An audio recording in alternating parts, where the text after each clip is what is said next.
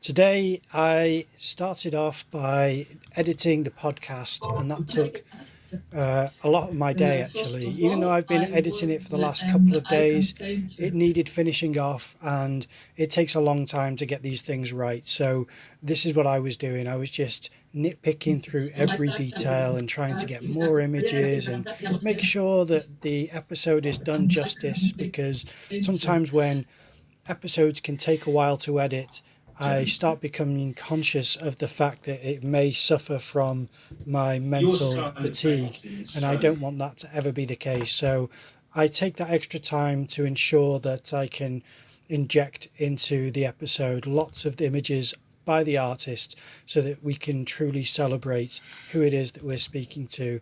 And that's what I've been doing today. It takes a long time, but it is really enjoyable to listen to the conversation. So I'm hoping you guys will check it out too. The link will be in the description.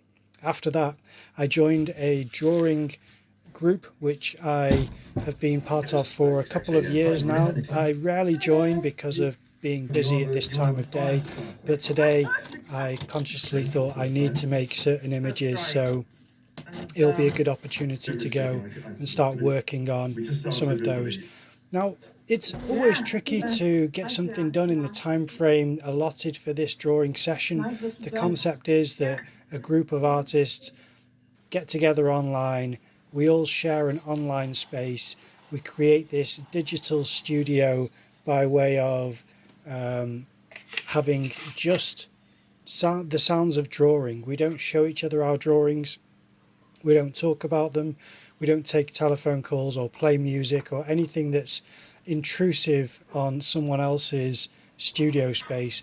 We just all draw, leave our microphones on, and become engrossed in that atmosphere of people working at the same time can encourage you to work. So it's a really nice drawing group. It's called the Sculptures Drawing Space, and yeah, I like joining it when I have the opportunity to.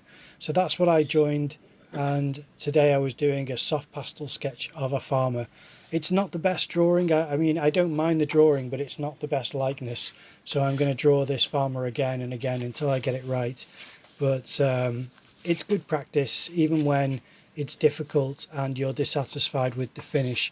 It's still always good to push through these difficult periods and to find out where you've observed things poorly and where you've fallen short in your proportions or your observations. And that's definitely something which I agonize over quite often. So when it goes awry like it has done with this drawing, it really is something which I want to make sure I'm focused on, so that in the future I can rely on my ability to observe and measure things more accurately, and therefore have a more consistent output of quality images based on keen observation and a honed skill. That's my mission really, is how I approach drawing and why I draw ink first a lot of the time as well. So it's the same principle with soft pastels, except that you can layer soft pastels on top of each other. So the chances are I could push this drawing around a little bit and see if I can put it into a more accurate proportional state, which I may still do, but at the moment it's just good practice for the now.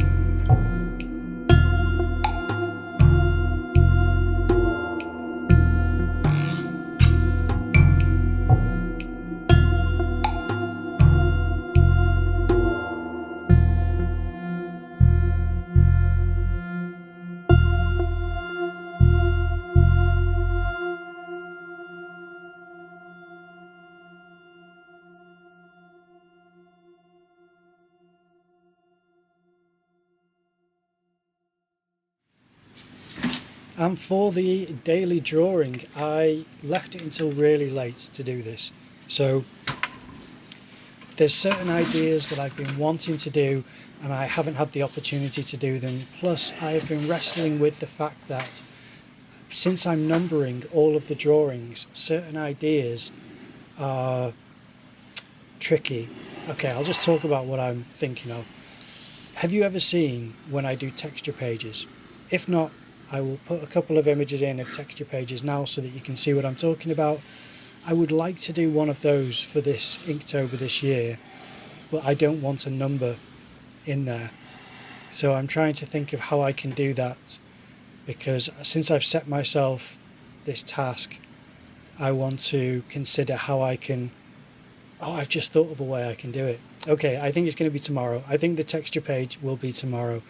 That's so funny. I literally just considered how it can possibly be done, and it came to me straight away. So there we are. I've figured it out. Yeah, basically texture pages are where I just hatch and cross hatch until something comes out of it. And I thought I'll do something similar today, but something which I can throw away with a number. And by throw away, I just mean once a number's in there, it's not going to have this finish that a texture page has, which is clean and unblemished by physicality that we associate with numbers or letters. Texture pages are abstract. They are marks that go into oblivion. You know, they just kind of completely obscure any definition and become their own life and relation to each other. And that's what I really love about texture pages. But with this drawing, I thought I'll have a hint of that, so I'll enjoy the hatching, but I won't do the cross hatching. And instead, I will use my Waterman's fountain pen, which I enjoy using.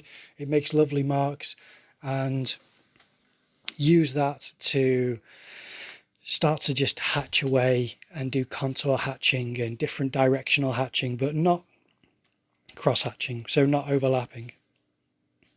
And then I've once before done hatching and cross hatching, making this kind of shape from one side of the page to the other. In fact, I think I've done it twice.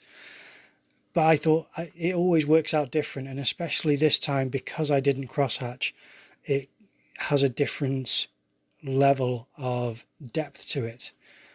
Now, I will confess that if you cross hatch, you have more depth because it's a greater spectrum of tone that you're exploring, because you have more blacks and darker darks and darker midtones, whereas with hatching you can only go so dark, and I didn't want to go extremely dark in case I started to have black puddles of shadow.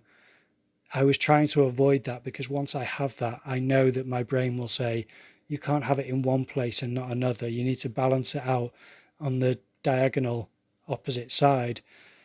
That's going to play on my mind. So instead, I just thought I will be careful to space out the hatching, but to also group together dashes and dots. And it's not exactly stippling, but it's very close to stippled in certain areas because the dashes are so small. And I was just trying to create this weaving, winding, almost tree branch like vines that wrap around each other. And that's not what I'm drawing necessarily, but it's definitely something which could be considered organic. Not a million miles away from a mutation drawing, which I will be doing at some point as well. But on this occasion, it's just this concept of two different portals on each side of the page, the left to the right, where something is pushing through from one side to the other. And it can take loads of different forms, but as I said, I left the drawing so late today that it became just a practice of enjoying the process of hatching and engrossing myself in the practice and in the different patterns and relations that I start to see emerge on the page as I continue with the mark making. That can be quite meditative and really enjoyable, and I did really enjoy it today. The last time I did one of these was, I think, number 5, so it was 11 days ago, and I really didn't enjoy the practice because it was again rushed, but I wasn't making a decent shape. I was cross-hatching, but it just wasn't, it kind of just seemed like I was doing it for the sake of doing it. Whereas at least with this, it had some kind of purpose, which was a stretch from the left to the right. And it's not a great purpose. It's not a tale or a story, but it's enough for me to have some thread of a narrative where this needs to travel from one side to the other.